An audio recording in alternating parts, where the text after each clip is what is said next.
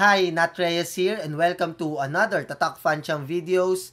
And today, I'm excited dahil i-announce ko kung sino ang winner ng aking contest last week and siya yung makakatanggap ng aking birthday gift.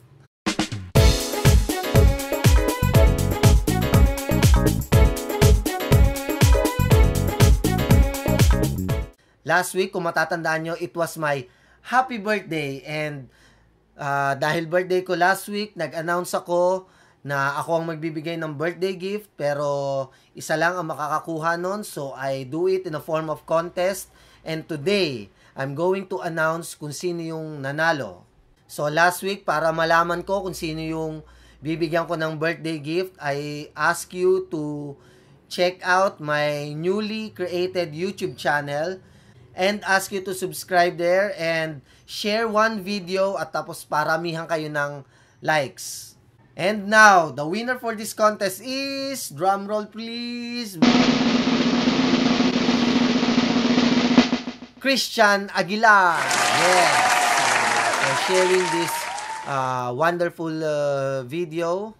And now, to make it more exciting, I'm going to share to you an app to make yourself a character in the Peanuts movie. So, punta tayo sa internet. Siyempre, pipili kayo kung boy or girl. So, in my case, lalaki ako. So, pinili ko ang boy. Ang unang pipiliin dyan ay yung kulay ng skin.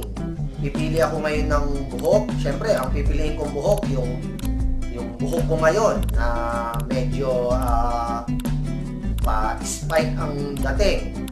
So, ayan. So, napili ko na yung spike. So, I'll just click next. Okay, so congratulations Christian for winning my birthday gift.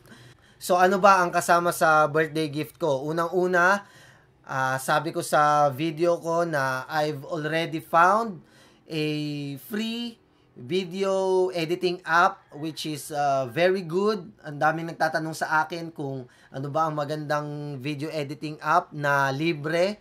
Pero after some research and doing the internet, Google,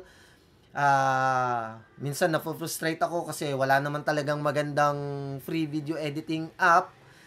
Pero this time, meron akong nakitang magandang video editing app which I would highly recommend para sa mga beginners, sa mga nag-aaral na matuto or nag-aaral ng video editing skill. So, isi-share ko kay Christian yung free app na yon and magkakaroon din ako ng one-on-one sa kanya.